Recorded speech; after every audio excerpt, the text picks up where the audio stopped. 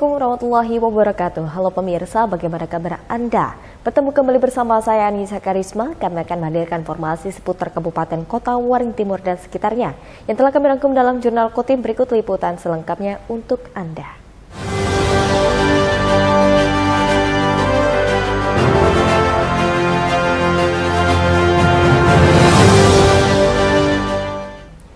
Pemirsa, pemerintah Kabupaten Kota Waring Timur membangun lampu penerangan di Jalan Cilikriwut Sampit yang didesain layaknya terowongan cahaya. Ditargetkan rampung pada Desember 2022 ini, terowongan cahaya menjadi pintu gerbang masuk di dalam kota Sampit. Berbeda dari penerangan jalan pada umumnya, tiang penerangan jalan di sisi kanan dan kiri Jalan Cilikriwut Sampit dibuat melengkung menyerupai lorong atau terowongan. Tiang lampu juga dihiasi ornamen suku Dayak serta ikan jelawat ikon kota Sampit. Kamis 3 November siang, pembangunan penerangan jalan tampak dikerjakan. Bupati Kota Waringin Timur Halikinur turut meninjau proses pembangunannya. Halikinur menyebut lampu penerangan dengan tiang melengkung terinspirasi dari terowongan Mina saat dirinya melaksanakan ibadah haji, sehingga penerangan jalan itu dibuat layaknya terowongan cahaya. Terowongan cahaya sepanjang 3,5 km dengan 192 tiang melengkung sekaligus jadi pintu gerbang masuk kota Sampit dan menyambut siapa saja yang datang. Kawasan itu juga akan dijadikan sebagai pusat keramaian dan kuliner, sehingga mengubah citra Jalan Cilikriwut yang sebelumnya sepi dan gelap menjadi lebih baik. Kan kalau penerangan biasa, penerangan kalau udah pasang tiap itu udah peterangnya. Ini sesuatu yang berbeda, tidak penerangannya saja, tapi keunikan masuk kota Sampit itu ada sesuatu yang berbeda. Itu yang saya inginkan. Ide ini saya muncul karena saya berangkat haji tahun 2007. Waktu itu saya masuk terowongan Mina. Tapi terowongan Mina itu butuh terowongan. Nah, hayalan saya orang masuk kota Sampit ini laksana masuk terowongan cahaya. Rencana saya ke depan, saya sudah instruksikan camat dari koordinasi dengan kepala dinas dan juga orang Setda menginventarisir tanah-tanah yang ada di sini, sehingga KP-KP angkringan yang ada di kota yang selama ini menghambat lalu lintas karena parkirnya tidak ada, semua dipindahkan ke sini. Nah, ini kalau orang masuk dari jauh sini, masuk kota Sampit, maka ada sesuatu yang berbeda. Kenapa kuliner segala KP di sini, orang bila melihat sesuatu yang berbeda, saya akan mampir. Maka ekonomi kita, UMKM kita akan bangkit. Pembangunan terowongan cahaya dengan dana mencapai 14 miliar rupiah tersebut disambut baik oleh warga setempat. Mereka berharap dibangunnya terowongan cahaya membuat Jalan Cilikriwut yang sebelumnya gelap menjadi lebih baik. Banyak sudah yang berjualan tuh kadang-kadang bisa 2 bulan 3 bulan aja karena tidak ada orang yang lewat-lewat tuh jarang tuh pembeli itu, tapi dengan adanya penerangan ini kan mungkin bisa tambah lebih maju di sini nih kan, banyak orang-orang yang mau jualan di pinggir-pinggir jalan ini kan tanah kosong gini nah. Okay. Kalau dulunya memang gelap kan di sini? Gelap di sini nih, makanya kalau orang lah bangun kayak gitu pasti kadang-kadang bisa lawas sebulan 2 bulan masih tutup karena tidak ada yang lewat. Harapanku dengan dipasangnya penerangan ini mudah-mudahan Jalan Cilikriwut ini lebih maju lagi, lebih rami lagi, pokoknya lebih dari yang sekarang inilah. Terowongan cahaya yang akan menjadi destinasi wisata baru itu ditargetkan rampung pada Desember 2022 ini. Terowongan cahaya rencananya diresmikan pada 7 Januari 2023 mendatang, tepat pada hari jadi ke-70 tahun Kota Waringin Timur.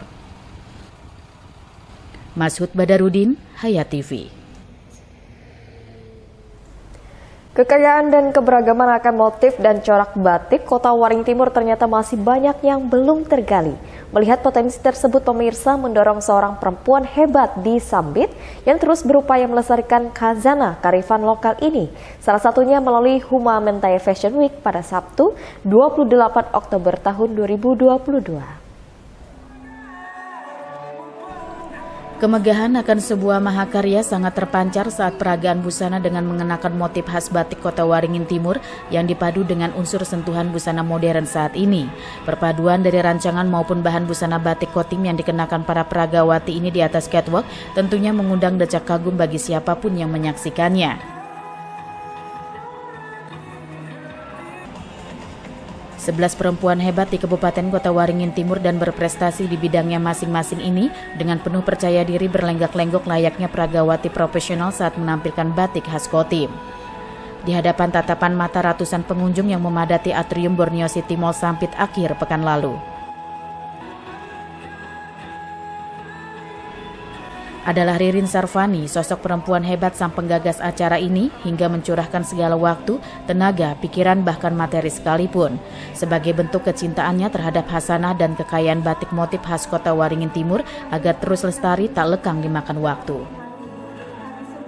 Saat saya datang ke Kabupaten Kota Waringin Timur, saya melihat bahwa batik Kabupaten Kota Waringin Timur sebenarnya sudah bagus, tapi kurang bervariasi. Untuk itu saya dari kecil karena hidup di perusahaan batik, kebetulan keluarga adalah pencinta batik dan mempunyai perusahaan batik, maka saya kebetulan juga suka mendesain atau menggambar, maka saya mengembangkan dan belajar ikon-ikon Kabupaten Kota Waringin Timur. Terus saya kembangkan lagi menjadi batik yang saat ini sedang kita peragakan seperti itu. Event bertajuk Huma Mentaya Fashion Week ini selain disambut dengan penuh antusias oleh para peserta, bahkan animo para penonton juga tampak riuh saat menyaksikan para model berjalan ini menampilkan aksinya dengan balutan dan kombinasi busana modern bermotif batik khas Kota Waringin Timur. Ayu, salah satu peserta, menyatakan bangga digelarnya event ini seraya berharap kekayaan dan keberagaman dari batik motif khas Kotim lebih tergali hingga semakin dikenal masyarakat luas.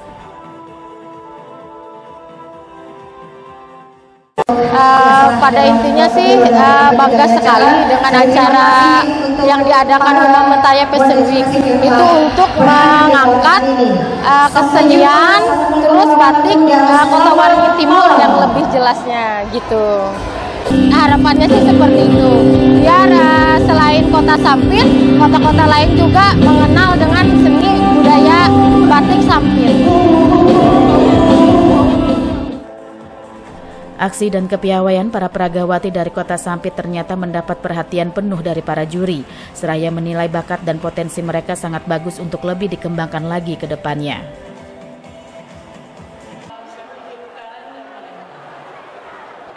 Ini pertama kalinya saya melihat fashion show di Kota Sampit dan pertama kali ini saya sudah sangat terpukau, luar biasa. Mereka anak-anak, remaja dan ibu-ibu punya bakat yang sangat bagus dalam hal fashion show dan memperagakan batik-batik khas dari Kota Waringin Timur. Jadi khususnya untuk anak-anak dan remaja, kemampuan mereka bisa lebih diasah lagi supaya bisa mengukir prestasi yang lebih jauh di tingkat provinsi atau nasional bahkan internasional, dan mereka punya kemampuan untuk itu, jadi tinggal diasah lagi aja. Event Huma Mentaya Fashion Week ini seolah membuka mata dunia bahwa motif batik khas Kota Waringin Timur diantaranya corak ikan jelawat, anggrek tewu, gayung birang hingga corak karamunting merupakan hasanah kearifan lokal yang harus dilestarikan dan dikembangkan.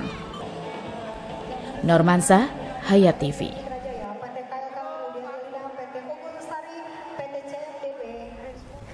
Tak hanya itu pemirsa, keberadaan OSIS dinilai dapat menguatkan karakter kepemimpinan bagi siswa, salah satunya dengan menciptakan kegiatan nyata di lingkungan sekolah. Penegasan tersebut disampaikan Kepala Seksi Kurikulum SMP Dinas Pendidikan Kabupaten Kota Waringin Timur Suyoso usai melantik pengurus organisasi siswa intrasekolah atau OSIS di Sekolah Menengah Pertama SMP Negeri 2 Sampit periode 2022 sampai dengan 2023 Jumat 28 Oktober 2022. Menurut Suyoso, OSIS adalah sebagai inspirator bagi pengembangan karakter di lingkungan sekolah. Harapannya ini menjadi memotivasi agar OSIS bisa menginisiasi kegiatan positif sekolah, imbuhnya. OSIS tidak hanya organisasi intern sekolah tapi juga berkontribusi untuk masyarakat, mengamankan zona selamat sekolah, peduli lingkungan melalui aksi nyata dan menjadi pengurus harus lebih kreatif dan inovatif. Keberadaan OSIS, ungkap Suyoso, diharapkan dapat menguatkan karakter kepemimpinan bagi siswa, salah satunya dengan menciptakan kegiatan nyata. OSIS juga diharapkan menjadi inspirator bagi pengembangan karakter pelajar dan diharapkan menjadi motivasi agar OSIS bisa menginisiasi kegiatan positif sekolah. Pengurus OSIS diharapkan mendapatkan kesempatan untuk menguatkan kepemimpinannya melalui kegiatan nyata, itu yang pertama. Yang kedua, OSIS SMP Negeri 2 sebagai salah satu inspirator pengembangan program karakter di tengah kota menjadi inspirasi sekolah lain dengan menggelar agenda-agenda yang melibatkan banyak sekolah. Pasti anak-anak bisa di bawah kepembinaan yang semua gurunya guru-guru profesional. Itu keyakinan kami. Pada kesempatan ini, Sioso juga berpesan agar semua prestasi yang telah diraih oleh siswa SMPN 2 Sampit bahkan hingga kancah nasional agar terus ditingkatkan. Normansa, Hayat TV. Sementara itu pemirsa, Satuan Tugas TNI Manunggal Membangun Desa atau TMMD melaksanakan sosialisasi terkait wisata matematika bela negara.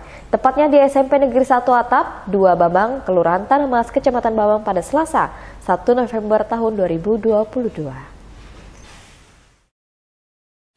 Wakil Komandan atau Wadan Satgas TMMD ke-115 Kodim 1015 Sampit, Mayor ARH Sutomo, mengatakan kegiatan TMMD ini selain mengerjakan kegiatan fisik juga ada kegiatan non-fisik seperti kegiatan wisata matematika.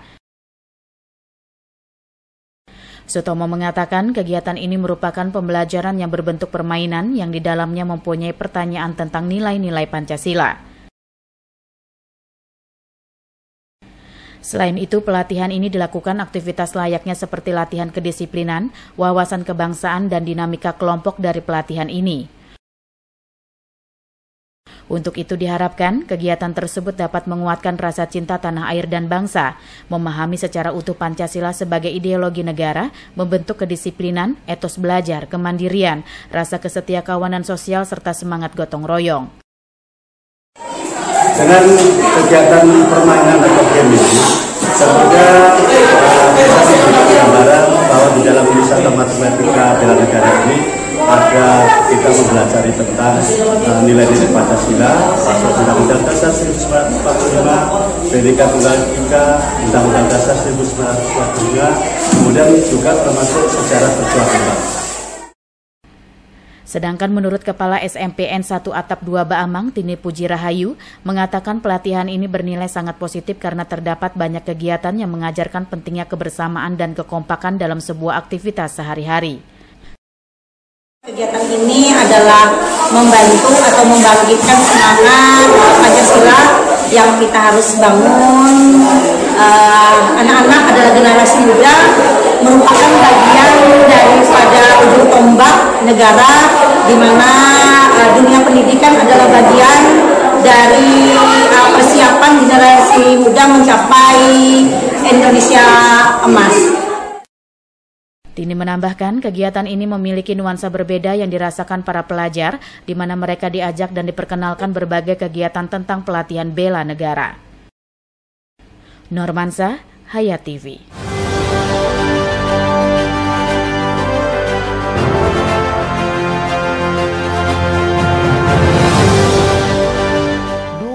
TV di rumah Inyong cuma jadi pajangan.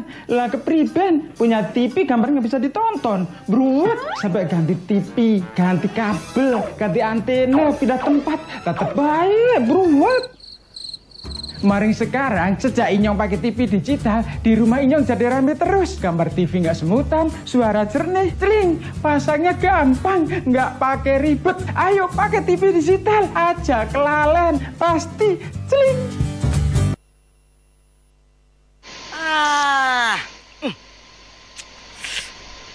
Gambarnya jangkrik. Ya, TV-nya masih analog ya? Ganti dong ke digital. Digital? Ya, digital. Tinggal install set-top box, gambar tajam, channel banyak, tanpa iuran bulanan. Hey, gimana? Bagus kan? Gambarnya jangkrik. Hah? Sambut era digital dan nikmati kesempurnaan gambarnya. Yuk nonton siaran televisi digital. Bagaimana ya cara menangkap siaran televisi digital? Pertama, pastikan di daerah Anda sudah ada sinyal siaran televisi digital. Kedua, gunakan antena UHF di dalam atau di luar rumah Anda. Ketiga, pastikan televisi Anda sudah dilengkapi penerima siaran digital DVB T2. DVB-T2 merupakan jenis sinyal yang digunakan Indonesia dalam penyiaran televisi digital. Keempat, pilih autoscan, lalu pindai televisi Anda. Bagaimana jika televisi Anda masih analog?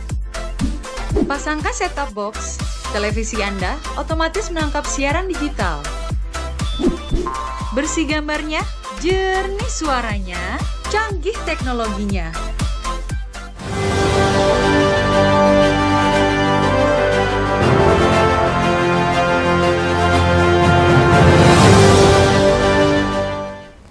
Pemirsa, warga yang bermukim di Gang Kerbau, Kelurahan Baru, Kecamatan Arut Selatan, Jalan HM Arsyad mengeluhkan jalan masuk ke pemukiman mereka yang selalu tergenang banjir ketika hujan turun. Tidak hanya terjadi pada musim banjir kali ini saja, namun pada setiap hujan turun.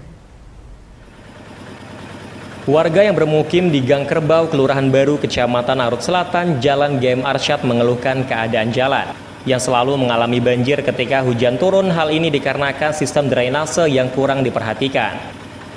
Maka dari itu, ketika jalan lintas menuju ke rumah-rumah warga di Gang Kerbau terendam banjir, warga menjadi kesulitan untuk melalui jalan tersebut, bahkan sampai dengan menggunakan perahu untuk menuju akses jalan utama. Sarwani yang merupakan salah satu warga yang bermukim di Gang Kerbau mengatakan, dalam 4 tahun terakhir jalan tersebut selalu tergenang banjir, di mana jalan ini juga sudah lama menjadi keluhan warga dan warga juga telah mengajukan permohonan kepada pihak terkait. Selain itu juga jalan tersebut sudah disurvei oleh anggota DPRD, akan tetapi sampai dengan sekarang keterlanjutan dari pemerintah daerah belum ada tindakan sama sekali. Dengan jalan kita di Gang Kerbau, Jalan HM Arsyad, Gang Kerbau, Kelurahan Baru, RT 18, bahwa jalan ini apabila hujan, masa musim hujan, itu biasanya tetap banjir. Dan ini pada musim sekarang udah 4 tahun terakhir selalu genang banjir. Nah, sebenarnya sudah lama kita mengajukan permohonan. Jadi 6 tahun yang lalu sudah diperiksa, sampai sekarang belum ada keterlanjutan dari pemerintah daerah. Kami berharap kepada pemerintah daerah bahwa jalan kami ini, terutama jalan ini yang di Gang Kerbau ini, bagaimana caranya bisa dibantulah untuk penanggulangannya. Dalam hal ini, Sarwani berharap kepada pemerintah daerah bahwa jalan yang berada di Gang Kerbau, Kelurahan Baru ini agar dapat dibantu segera mungkin agar nantinya ketika memasuki musim penghujan jalan tersebut tidak kembali tergenang banjir. Dengan kejadian banjir yang saat ini masih terjadi di Kabupaten Kota Waringin Barat, Sarwani dan juga keluarga harus mengungsi dengan menyewa rumah di dataran yang lebih tinggi. Muhammad Iksan, SPTV. Upaya evakuasi terhadap kapal Satya Kencana 3 terus dilakukan, di mana saat ini petugas tengah berupaya mengeluarkan kendaraan-kendaraan yang ada di dalam kapal agar memudahkan proses evakuasi dan pengapungan terhadap kapal yang karam beberapa waktu lalu. Hingga saat ini, Kamis tanggal 3 November 2022, pekerja PT 3G Diving yang dipercaya PT Dharma Lautan Utama atau DLU terus berupaya melakukan proses evakuasi dan pengapungan kapal KM Satya Kencana 3 di dermaga Pelabuhan Panglima Utar Kumai, Kabupaten Kota Waringin Barat, Kalimantan Tengah.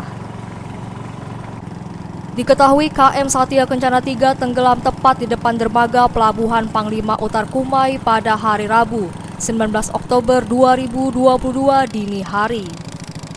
Upaya evakuasi dan pengapungan KM Satya Kencana 3 yang dilakukan pekerja PT 3G Diving ditunggu-tunggu masyarakat dari berbagai kalangan. Kapan waktu pastinya proses evakuasi dan pengapungan KM Satya Kencana 3 selesai? Karena musibah tenggelamnya KM Satya Kencana 3 sempat viral di media sosial. Selain itu juga, sebagian masyarakat menilai penanganan proses evakuasi dan pengapungan sulit dilakukan oleh orang-orang yang tidak profesional dan berpengalaman di bidangnya. Kepala KSOP kelas 4 Kumai, Hari Suyanto mengatakan, perkembangan proses evakuasi dan pengapungan KM Satya Kencana 3 dalam sepekan terakhir dari tanggal 25 sampai tanggal 31 Oktober 2022. Pekerja PT 3G Diving diantaranya telah berupaya melakukan penyelaman untuk menaikkan muatan truk, penambahan oil boom posisi kanan kapal. Selanjutnya pemindahan sampah basah dan sampah spare part ke penampungan sementara, memasukkan drum plastik ke dalam kapal untuk tambahan eksternal buoyancy pada muatan truk. Datangkan tangki plastik atau tandon air untuk menambah eksternal buoyancy, memasukkan drum plastik ke dalam kapal untuk menambah eksternal buoyancy pada muatan truk, modifikasi drum dengan penambahan tali, serta mengeluarkan truk besar 1 unit dari dalam kapal dan diposisikan di dekat dermaga. Sedangkan dari tanggal 1 sampai 2 November 2022, mengeluarkan 1 unit truk lagi namun gagal, dan dilanjutkan hari ini. Dirinya berharap proses pengeluaran truk dari dalam kapal ini berhasil. Ya, pelaksanaan pengapungan kapal KM Satya Kencana 3 dari tanggal 25 Oktober sampai dengan sekarang 31 Oktober 2022. Adapun yang telah dilakukan adalah pertama penyelaman untuk menaikkan muatan truk, kemudian memasukkan drum plastik ke dalam kapal untuk penambahan eksternal buoyancy pada muatan truk. Kemudian proses tarik kendaraan menuju area ramdor buritan kapal. Keluar truk sebesar 1 unit dari dalam kapal dan posisi di dekat dermaga. Jadi sudah satu truk dikeluarkan dari badan kapal yang tenggelam, 1 truk. Kemudian buat ponton asis untuk mobilisasi jangkar. Kemudian untuk pemasangan oil boom kembali, kemudian mendatangkan lagi drum-drum plastik 2 truk. Informasi terakhir untuk mengeluarkan 1 truk dari tanggal 1 sampai 2 November kemarin gagal, tapi akan dilanjutkan hari ini. Mudah-mudahan hari ini bisa keluar lagi 1 truk. Jadi semuanya jumlahnya insya Allah 2. Itu yang sudah terlaksana hari ini. Kalau schedule-nya sih 1 bulan ya, terhitung dari tanggal 25 Oktober. Jadi ke depan 1 bulan. Tapi kami dari KSOP berharap dari tim Salfor 3G yang melaksanakan penyelaman dan pengapungan kapal, kita harapkan minggu depan kapal bisa diapungkan kembali. Dalam proses pengapungan atau evakuasi kapal KM Satya Kencana 3, jajaran Polres Kota Waringin Barat seperti Polsek Kumai dan KP3 Kumai terus membantu proses evakuasi dan pengamanan di kawasan pelabuhan Panglima Utar Kumai. Jamri, SBTV. Demikian pemirsa liputan Jurnal Kotim yang telah kami sampaikan. Berita tadi sekaligus menutup perjumpaan kita pada hari ini. Saya Anissa Karisma mohon undur diri dari hadapan Anda dan mewakili seluruh jajarannya bertugas. Akhir kata, wassalamualaikum warahmatullahi wabarakatuh dan sampai jumpa.